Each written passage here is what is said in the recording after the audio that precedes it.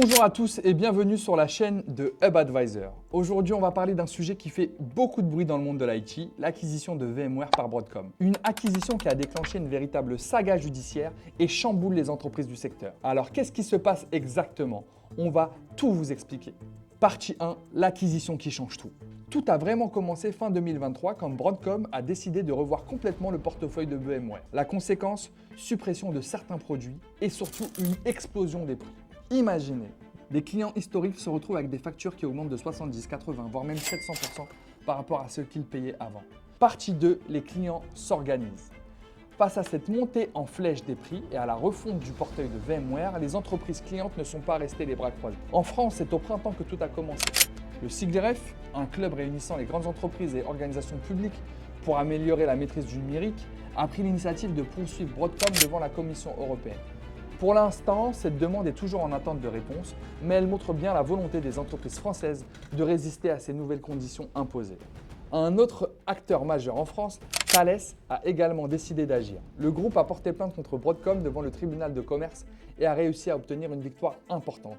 Le tribunal a ordonné à Broadcom de maintenir les conditions négociées précédemment avec VMware et ce jusqu'en juillet 2025.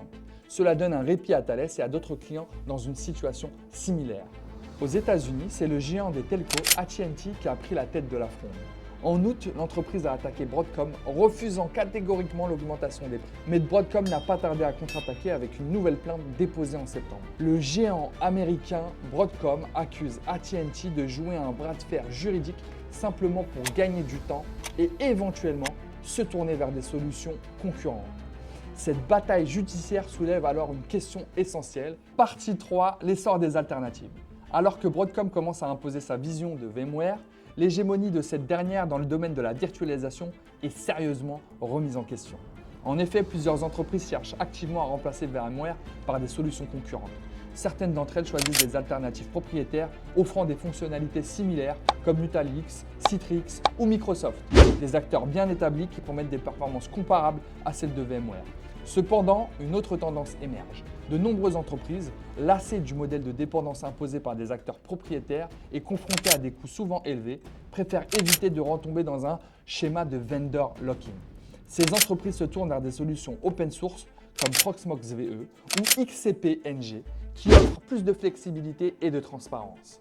Contrairement aux solutions propriétaires, ces technologies permettent aux entreprises de mieux maîtriser leur infrastructure tout en réduisant les coûts liés aux licences.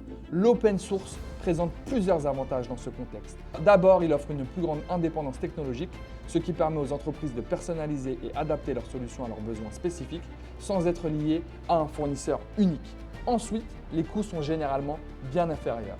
Alors, quelle alternative open source ou propriétaire allez-vous considérer pour votre entreprise ?